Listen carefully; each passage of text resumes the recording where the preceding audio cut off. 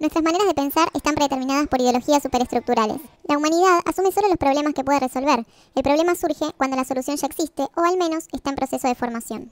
La modernidad tiene sus comienzos entre 1890 y 1900 con innovaciones tecnológicas como los motores, la electricidad, el petróleo, los automóviles, aeroplanos, teléfonos, máquinas de escribir, diarios de circulación masiva, el primer cinematógrafo, Freud con su psicoanálisis, Marx, Einstein, entre otros.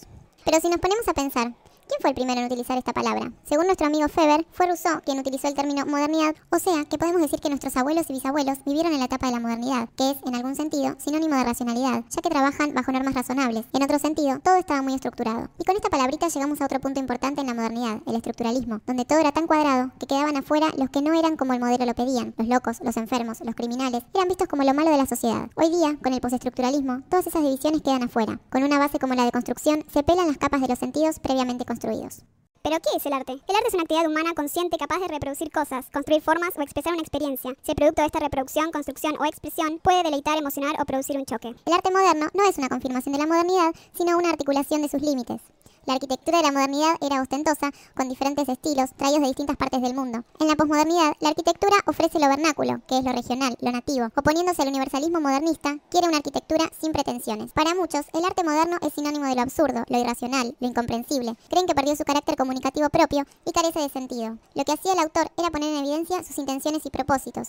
Podemos decir que Cézanne fue quien nos abrió las puertas del arte moderno, dejando de representar la realidad externa y perdiendo la referencia esencial de su lectura. Representar para ellos era conocer o reconocer. El espectador reconocía en ellas sus propias vivencias. Y entonces llegamos a otro punto importante, la posmodernidad. La frontera entre el arte y la realidad desaparece y ambas colapsan en un simulacro universal al derrumbarse la distinción entre representación y realidad, entre los signos y su referencia en el mundo real. Podemos encontrar también lo que se denomina muerte del autor. El lector o espectador entiende o codifica lo que él quiere, no lo que el autor quiso hacer o decir, le da su propio sentido.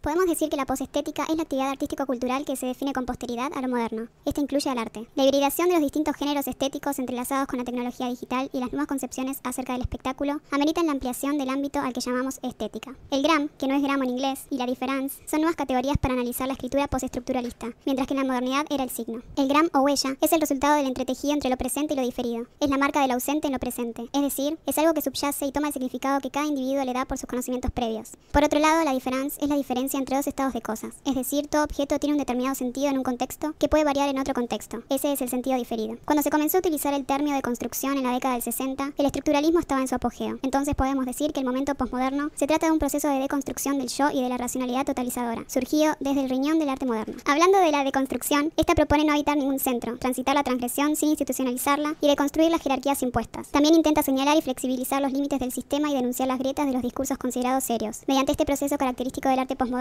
el tiempo y el espacio son deconstruidos para dejar que convivan libremente. Esto puede verse en la constante búsqueda de lo retro. Con los primeros posmodernos se comienzan a imponer nuevas formas estéticas. Se fragmentan los discursos y se instaura el imperio del zapping. Mientras que la modernidad pretendía abarcar la totalidad significante en una obra, la posmodernidad agita las diferencias, las mezcla sin respeto y las confunde sin pudor. Es por eso que las ciencias, el arte y las formas de vida se han fragmentado en la pluralidad, la discontinuidad y la dispersión. Por otro lado, la moda ha llegado a convertirse en un principio organizativo de la vida. En la modernidad, solo si existe la historia se puede hablar de progreso. Pero hoy en día no hay una historia única. Hay imágenes del pasado propuestas desde diversos puntos de vista, y es ilusorio pensar que haya un punto de vista supremo, comprensivo, capaz de unificar todos los restantes como se creía antes en la modernidad. Hablamos del arte, del diseño, de nuestros abuelos, la modernidad, pero estamos dejando afuera un tema importante. ¿Qué pasa con el poder? No solo debe ser represivo como muchos creen o creyeron, sino que también tiene que ser productivo, ya que es algo que está instalado en nuestras vidas y más que tenerlo, lo vivimos. Hoy en día ya no estamos en una guerra de clases, sino en una guerra de todos contra todos. Cada uno corteja a sus superiores para obtener un ascenso, desea más ser envidiado que respetado, quiere que otros quieran ser como él y no a la inversa. Reina la manipulación y la burocracia. La identidad nace de un mal reconocimiento, una falsa persuasión del yo que permanece con nosotros como yo ideal por el resto de nuestra vida. Los años posmodernos son síntomas de una completa falta de originalidad. Todo lo que a nuestros ojos es nuevo, en realidad es viejo, ya existió. Alguien lo pensó antes. Lo único que hacemos es reciclarlo para que permanezca nuevo. Al igual que en toda la historia, la gente toma una figura mitológica para representarse. En la posmodernidad, a quien tomamos como ideal es a Narciso. Así como él se quedó plasmado ante su imagen, nosotros nos obsesionamos con la nuestra y tratamos de arreglarla lo más que podemos. El narcisismo es quien inaugura la posmodernidad con su indiferencia histórica, sus preocupaciones puramente personales, independientemente de la crisis económica. Se vive sin ideales ni objetivos trascendentes. Hoy día nos acostumbramos a lo peor, sin sentir una emoción duradera, ya que los más media nos bombardean constantemente con las malas noticias, una tras de la otra. Una crisis acá, una catástrofe allá, mataron en tal lugar, secuestraron a tal persona, y esto nos impide tener un sentimiento profundo. Al interesarnos por nosotros mismos, nuestros cuidados y nuestro bien personal, nos preocupamos por hacer gimnasias orientales, meditaciones, entramos en una etapa de sensibilidad terapéutica, hacemos yoga, psicoanálisis, expresión corporal, zen, entre otras.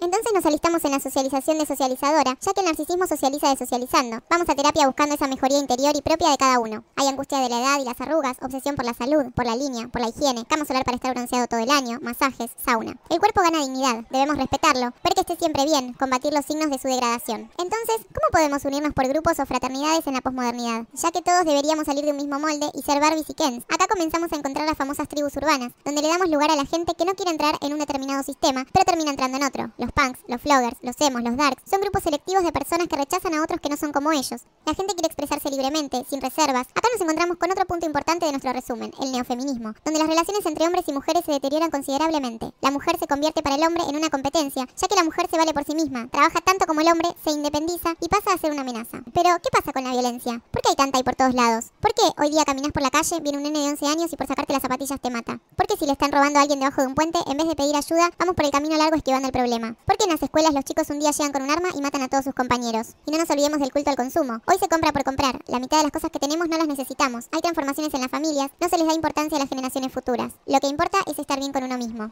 Es el fin de la cultura sentimental, del final feliz, del melodrama y el comienzo de una cultura en la que cada uno vive en una total indiferencia hacia los demás, a salvo de sus pasiones y de las de los otros. Ya está.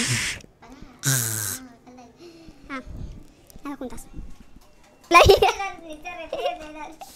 dale. No me da tanto. Yo me quedé escuchando. Salsa. Sonsa.